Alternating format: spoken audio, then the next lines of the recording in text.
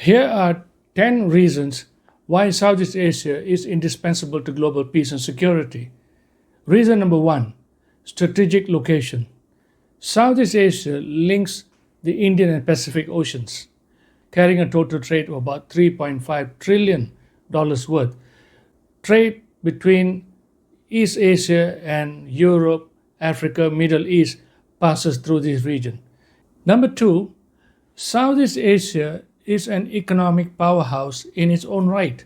For years now, they have been committed to trying to reduce trade barriers, non-trade barriers, facilitate trade between or among them, facilitate trade between them and the other parts of the world.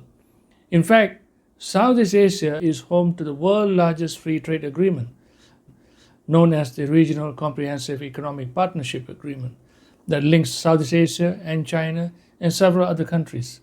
The total GDP of Southeast Asia today is $3.6 trillion to be the fourth largest economy come 2030. Number three, and this is important, many people do not realize it, Southeast Asia acts as a crucial release valve in this competition between the United States and China. Now, why do I say that? The economic competition between US and China now has gone into nearshoring, decoupling China from this trading system, etc. Now, what happens as a result of this is pressure upon these production companies to move away from China so that they will not be affected by these policies. So this is where Southeast Asia now acts as a conduit. The chip manufacturing industries relocating to Penang provides an alternative manufacturing base. Similarly, Vietnam is a recipient of several manufacturing industries, electronic vehicles in Thailand, and so on and so forth. Southeast Asia is becoming an important release valve for this competition. And I think this role that is being played by Southeast Asia cannot be underestimated. Number four, I think Southeast Asia acts as a model for the rest of the world. As I have mentioned earlier, it has been diligent in trying to pursue policies, trying to facilitate trade, remove trade barriers, attract investments, etc. This collective effort by these 10 countries to make this region an attractive zone provides a good role model. Number five, ASEAN contributes to the stability of the global supply chain. In ASEAN, the manufacturing industries or manufacturing activities are not all of the same type or around the same level of production. For example, let us take the electronics or electrical manufacturing industry. There are three tiers of production at least. Countries like Singapore and Malaysia, the production focuses on much higher value-added level of products. Then there is the level 2, which is the general production. And then there is this much more lower cost, high human labor type of industries. So in the manufacturing of electronics alone, there are several tiers of production. And this can be, and this is actually replicated in other types of industries as well. So ASEAN is able to participate in several levels of this global supply chain. Number six, this might surprise you, but did you know that Southeast Asia is crucial to global food security? Southeast Asia is actually a rice bowl.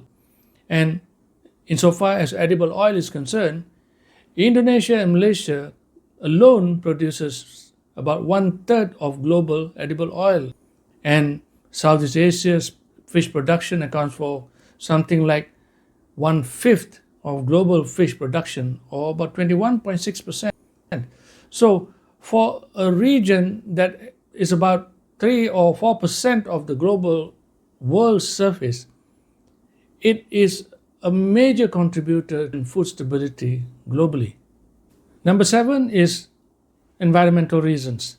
Now, in this world today, 17 countries are classified as mega-diverse countries, meaning that they contain a huge variety of flora and fauna. And out of the 17, 3 are from Southeast Asia. Indonesia, Malaysia, and the Philippines. Now, for a region that is only 3% of the world forested areas, these three countries alone account for something like 20% of the global flora and fauna.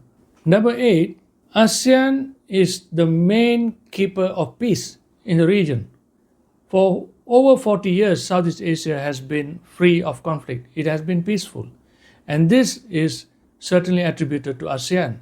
The processes that it has created, the ASEAN ministerial meeting, the ASEAN summits, the ASEAN Plus One process, the ASEAN Plus Three process, the ASEAN Regional Forum, East Asia Summit, and others. All of these forums have provided avenues for ASEAN as well as their dialogue partners and others to engage so that they can each understand their concerns and to ensure that this region is kept peaceful. This is the reason why ASEAN is insisting on its centrality in this architecture, because it is only when ASEAN is right at the center of this engagement, multi-level engagement, we can talk about bringing about or assuring a peaceful region. Number 9, balancing US-China rivalry. Well, some people may argue that ASEAN has not done a great job in terms of balancing this rivalry, but I would argue otherwise. It is a difficult job, of course, because when two superpowers are intent on competing, there's very little that others can do to stop them. But ASEAN has been relatively successful because its presence and say in matters of the region, I think, has been understood and has been taken into account by both these superpowers in terms of moderating their competition. Well, we are not completely out of the woods yet because this competition is intensifying, but ASEAN's role has also become equally more important. But what I can say is that this is one of the most crucial roles that ASEAN is playing in terms of regional or in terms of global peace and stability. And number 10, I think, is ASEAN's contribution to global norms of peace. ASEAN has a very important diplomatic instrument known as the Treaty of Amity and Cooperation, which is not only signed by the 10 member countries, but by many other countries outside of Southeast Asia. I think the last count is more than 50 countries have done so. The reason why is because these norms contained in this treaty, the norms of non-interference, peaceful resolution of conflict, is considered to be important in interstate relations. ASEAN has made some headway in promoting its peaceful norms to a much wider array of countries, or much wider audience at least. So in that way, I think ASEAN's contribution cannot be simply ignored. I have given you 10 reasons why I think Southeast Asia is crucial to global peace and security. There could be other reasons as well, but clearly Southeast Asia's role is indispensable. The fact that BRICS decided to admit 4 member countries of ASEAN as partner countries tells you that Southeast Asia is seen as an important player, even to the BRICS. I have made a video on this topic. The link is put below. I hope you will be able to watch it right after this video. If you liked this video, please share your comments and hit the like and subscribe buttons as well.